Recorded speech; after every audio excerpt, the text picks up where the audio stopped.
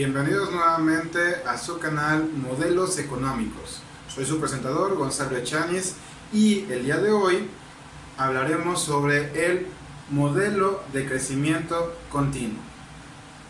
Ok, ¿en qué consiste este modelo? Para comenzar debemos de entender por qué surgió este modelo. Ok, y para entender cómo surgió debemos de remontarnos a el origen del ser humano y a la psicología del ser humano. El ser humano siempre ha pensado que es tan especial que esta es la década en que se acabará el mundo. En tiempos de Cristo también se hablaba que el mundo se iba a acabar y que vendría un Salvador para rescatarlos. Siempre la humanidad ha pensado que el mundo se acabará y de hecho se acabará en su año, en su década o en su siglo. Sin embargo, como hemos visto, por ejemplo, en el 2012, aseguraban que el mundo se iba a acabar y benditos a Dios, hemos sobrevivido. ¿Y qué me dicen del día de hoy?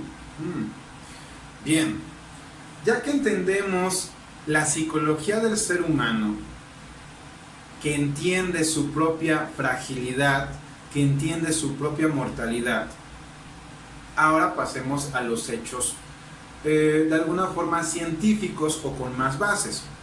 Si bien es cierto el miedo al Armagedón, a que se acabe el mundo, a que el ser humano se acabe como especie o simplemente a que el mundo explote, es un miedo irracional. Veamos ahora lo que justificaría esa teoría, es decir, el momento en que efectivamente un Armagedón pudiese ocurrir, es decir, el fin del ser humano como especie o el fin de la vida como hasta este momento el ser humano la ha venido viviendo. Y en este caso nos podemos remontar a diferentes autores o diferentes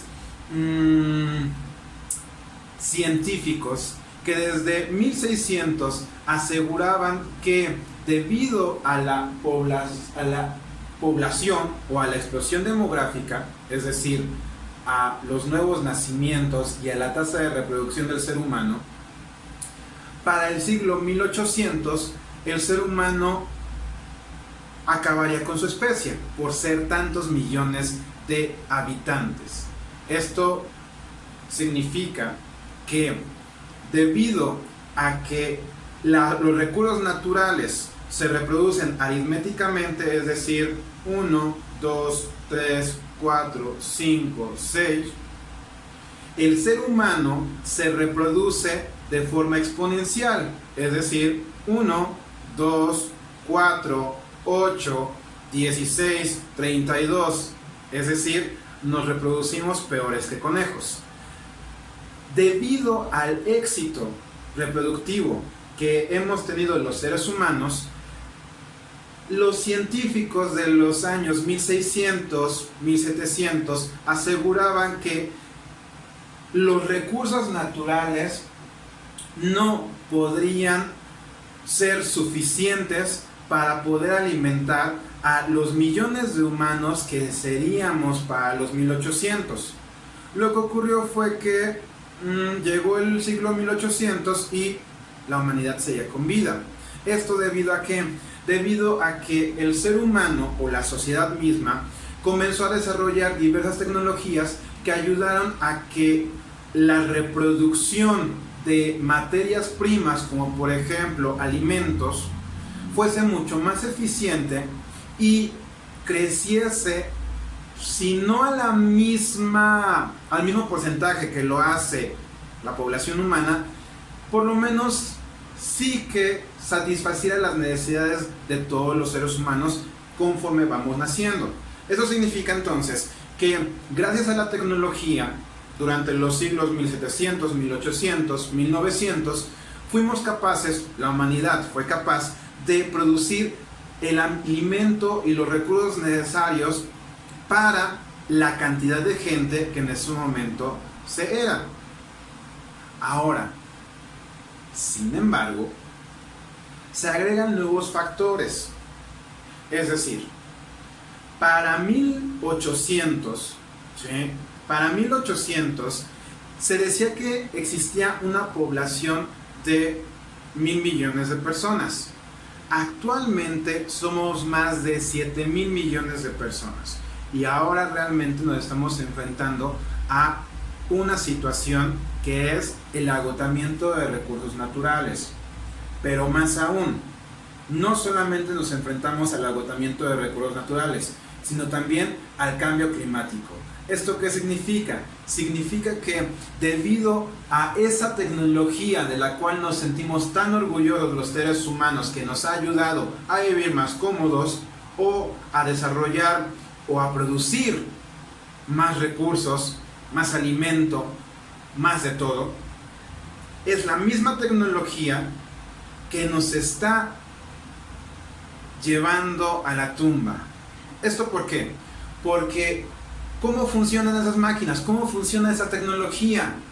Realmente con energía de carbono, con la combustión de petróleo, con la combustión de carbón, es decir, con la producción de gases de efecto invernadero.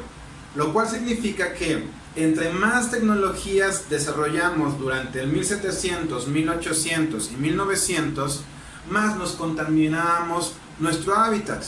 Significa entonces que todas las máquinas que producíamos, todas las máquinas que la humanidad creó, hacía una combustión y desarrollaba entonces el CO2, es decir, el dióxido de carbono, lo que produce el efecto invernadero. Explicamos qué es el efecto invernadero. Al momento en que un coche o una fábrica funcionan, producen dióxido de carbono. ¿Por qué? Porque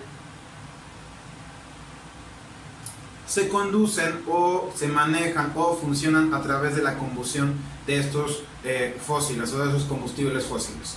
Ahora esos gases se elevan a la atmósfera y se impregnan en ella, lo cual produce que la temperatura de la Tierra se eleve más.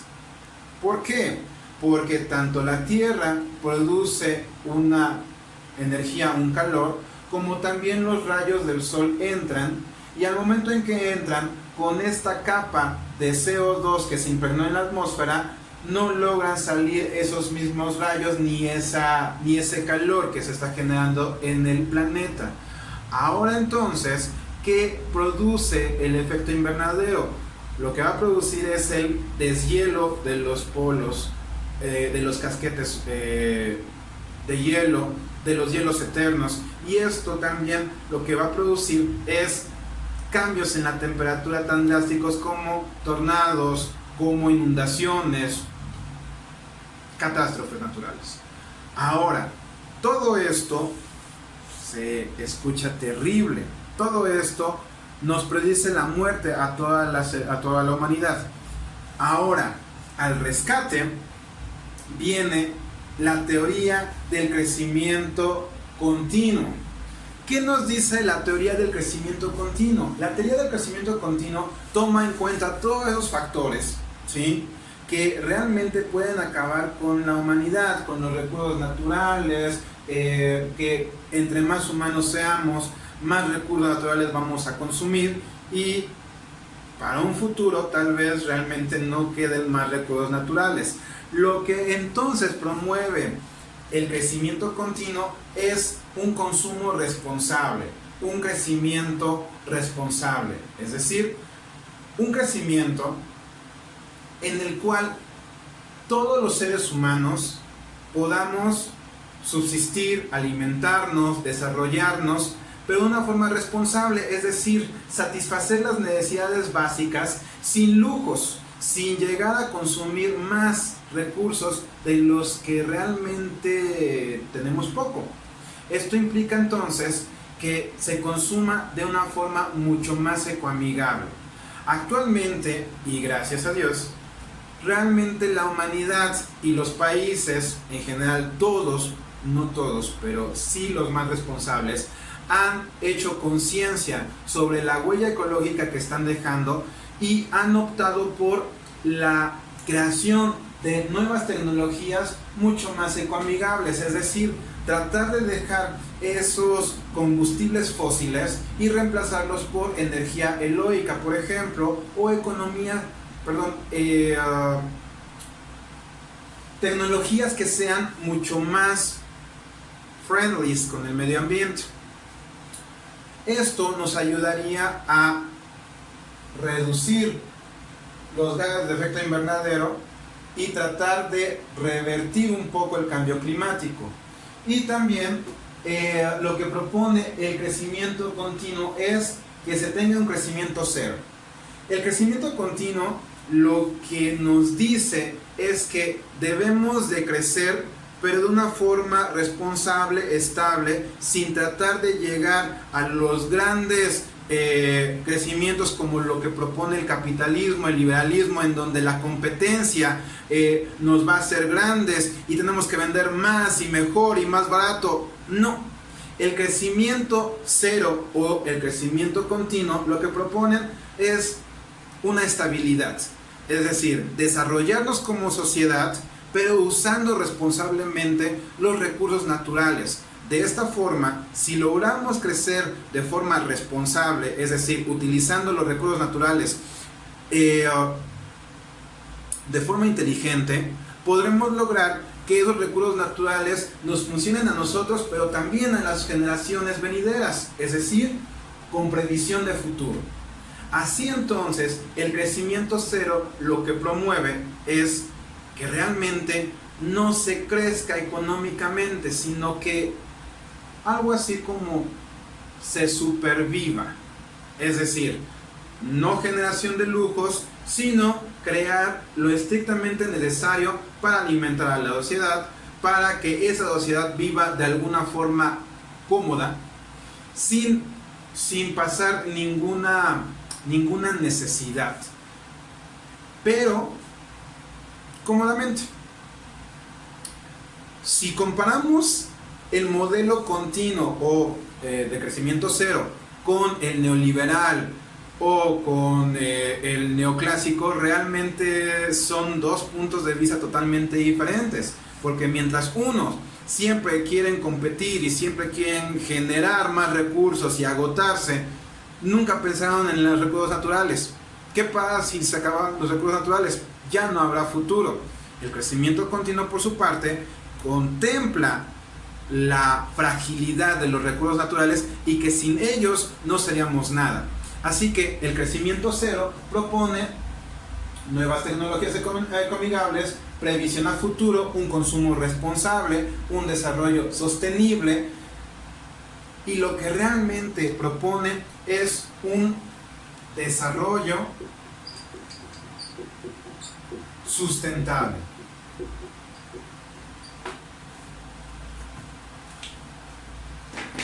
Este modelo económico, ya como se le conoce de crecimiento continuo o crecimiento cero, también se le es conocido como crecimiento del Club de Roma. El Club de Roma es la organización que propone o que propuso este modelo económico de crecimiento, que realmente no es de crecimiento, sino más bien de supervivencia.